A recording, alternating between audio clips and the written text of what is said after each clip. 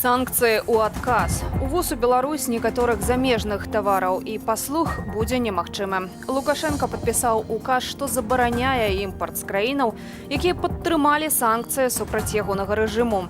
Іншыя навіны дня падсумуем у аб'ектыве. З вами Юлія Лабанова. Вітаю спадарства і сёння ў выданні.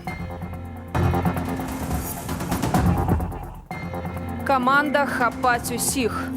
Яны выконваюць то, што ім скажуць, яны могуць потым гэтым быць незадаволенымі, ці іранічна, ці, скажам, нават абурана пра гэта выказвацца, але выконваюць. Новы зліў размовы сілавікоў аб пратэстах. Вайна са свабодаю слова ў інтэрнэце.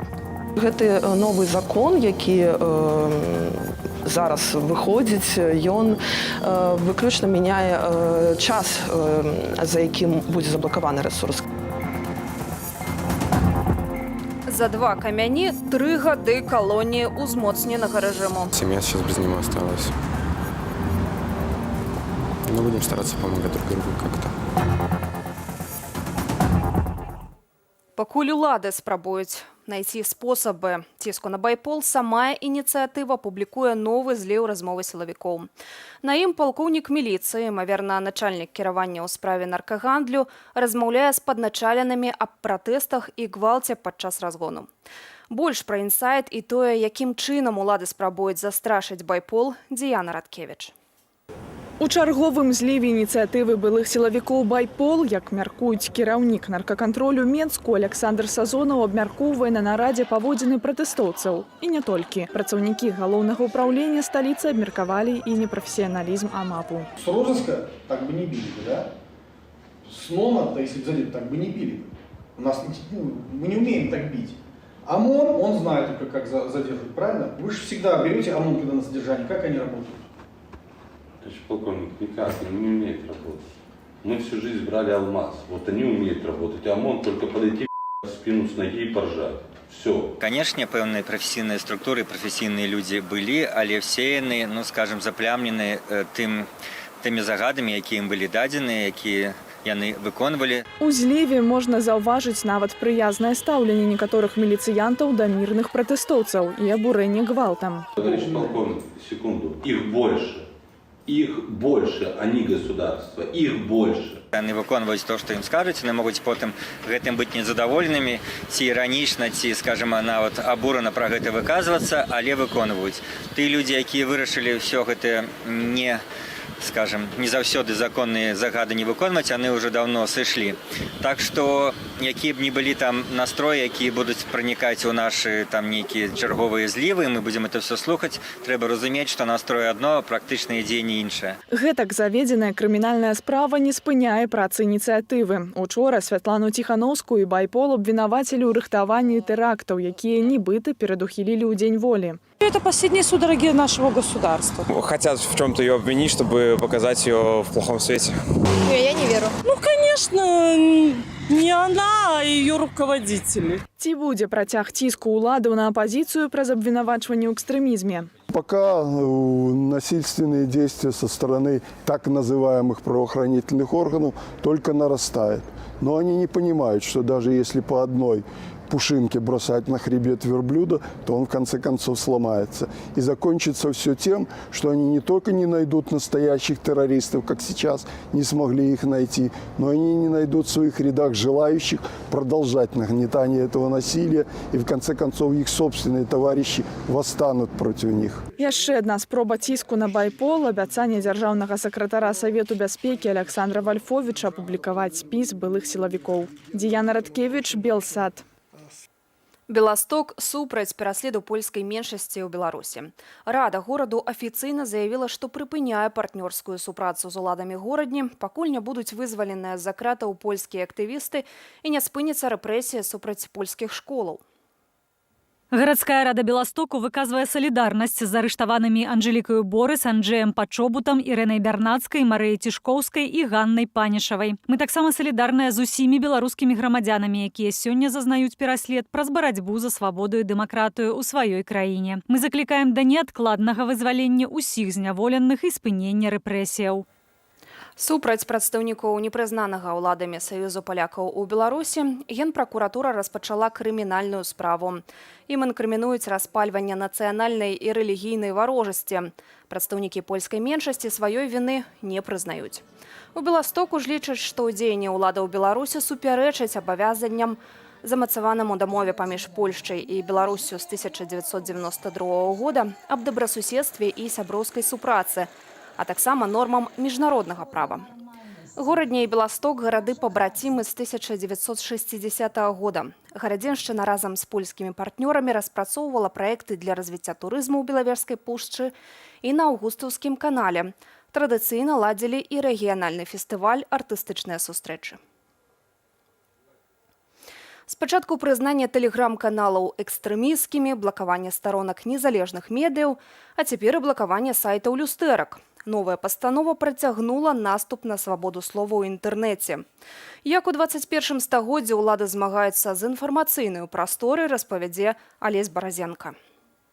Цяпер у Беларусі будуць блакаваць не толькі інтэрнэт-старонкі, але і іхныя копіі. Гэта так званыя люстэркі. І блакаваць іх будуць аператыўна, нават цягам аднаго дня. Для гэтага дастаткова будзе паведамлення ў Дзяржаўную інспекцыю электрасувязі ад Міністэрства інфармацыі. Адпаведныя змены набываюць моц сёння, пасля публікацыі на нацыянальным прававым партале. Власна кажучы, гэты новы закон, які зараз выходзіць, ён выключна мяняе час, за якім будзе заблакаваны рэсурс. Калі раней гэта было 3 дні, то зараз гэта цягам сотняў могуць заблакаваць дублікат, скажем так, люстэрка асноўнай старонкі, якая ўжо заблакавана. Пасля выбараў у жніўні минулого года ўлады абмежавалі доступ да прыблізна 70 інтэрнэт-рэсурсаў. Карыстальнікі не маглі трапіць у тым ліку на старонку нашага тэлеканалу Белсат.ЭУ, праекту «Вось так», сайтаў навіны BY, Еўрарадыё, Радыё Свабода, старонку платформы «Голас», спартовы партал «Трыбуна.ком». Большасць сайтаў працягнулі працу праз копіі, гэтак званыя люстэркі, але і гэта працавала не заўсёды. Гэтак сайт Kuku.org стаў першым, чыё люстэрка Міністэрства інфармацыі таксама заблакавала. Сразу же мы перешли на домен kuku.media. По примеру коллег, я знаю, что очень многие СМИ, почему-то именно этот домен стал популярен, то есть .media. Через несколько дней нас заблокировали снова. В отчаянии ты не знаешь, какой домен нормальный покупать дальше. И вот мы придумали покупать ненормальные домены. Агулам рэдакцыя Куку змяніла 8 даменаў за апошнія паўгода. Блакаванне сайтаў толькі частка маштабнай атакі ўладаў на свабоду слова ў інтэрнэце. Асобную мішэнню сталіся тэлеграм-каналы. Частку, напрыклад, каналы блогера Антона Матолькі і Сцяпана Пуцілы, прызналі экстрэмісцкімі, а на адміністратараў лакальных дваравых чатаў і суполак няспынна палююць работнікі Губазіку. Гэта рэпрэсія супраць народу, супраць свабоды слова, таму яны гэта рабілі і будуць працягваць рабіць далей. Але я не ведаю, мне здаецца, што мы ўсё равно больш разумныя, чым яны, таму мне да лампасу. Хай блакуюць, мы сразу знайдзем шлях, каб атрымліваць інфармацыю, якая нам патрэбна. Я считаю, надо давать советы. Качайте VPN, скачивайте прокси, заходите. Все, никаких проблем нет, не будет. И берегитесь аккуратнее, потому что любят у нас подписываться на всякие телеграм-каналы уже потом, когда к вашему телефону появляется доступ. Не может получиться что-то хорошее из идеи ограничить видение других людей чего-то другого. Хороших вещей никогда туда не получится. Блокируется, не блокируется. Здравый смысл его не отменишь. Не интернетом одним, в принципе, нормальные люди живут. У каждого есть в голове и в сердце какие-то соображения. Поэтому, по мне, эта мера, скажем, даст эффект, который стремится к нулю. Аднак, нягледзячы на спробы ўладаў цалкам зачысціць інтэрнэт-прастору, спосабы дабрацца да аб'ектыўнай інфармацыі існуюць. Старонку, якая заблакавана на тэрыторыі Беларусі, яе можна адчыняць пры дапамозе VPN-аў. Белсат таксама зараз можна адчыніць пры дапамозе VPN-у. Гэта, канешне, больш складана для карыстальніка, але тым не менш мы бачым па статыстыках, што людзі карыстаюцца гэтай магчымасцю. Таксама вы можаце падпісацца на любімыя медыі ў сацыяльных сетках і ўсталяваць адмысловыя дадаткі. Напрыклад, Белсат Ньюс для мабільных тэлефонаў і Белсат Смарт для смарт-ТВ. Алесь Баразенка, Белсат. Гарадзеншчына першая уводзіць анансаваны раней мясцовы збор замінання мяжы аўтамабілям. Адпаведнае рашэнне прыняў Гарадзенскі абласны савет дэпутатаў. Збор за перасячэнне мяжы ў Гарадзенскай вобласці складае одну базавую велічыню або 29 рублёў. Аднолькавую суму мусяць сплочваць усе, незалежна ад формы ўласнасці аўта і ад колькасці пасажыраў у ім. Ад сплаты вызваляюцца некаторыя групы грамадзянаў. Удзельнікі і інваліды Вялікай Айчыннай вайны, інваліды першай і другой групаў і некаторыя іншыя асобы. Рашэнне ўступае ў сілу праз месяц, 30 красавіка, і будзе дзейнічаць да 1 студзеня 2023 года. Усе сабраныя сродкі абяцаюць пусціць на барацьбу з каронавірусам. Раней пра гатовасць увесці збор за перасячэнне мяжы на аўце заяўляў Віцебскі абласны савет дэпутатаў. 3 гады калоніі ўзмоцненага рэжыму за камяні на дарозе, 5,5 гадоў за нібыта гвалту дачынення міліцыянтаў, 35 сотняў на траіх за стаянне каля помніку Альгерду ў Віцебску. Для сучаснага беларускага правасуддзя гэткія тэрміны не мяжа. Пастанова суда аўторка ў матэрыяле Надзеі Бельскай.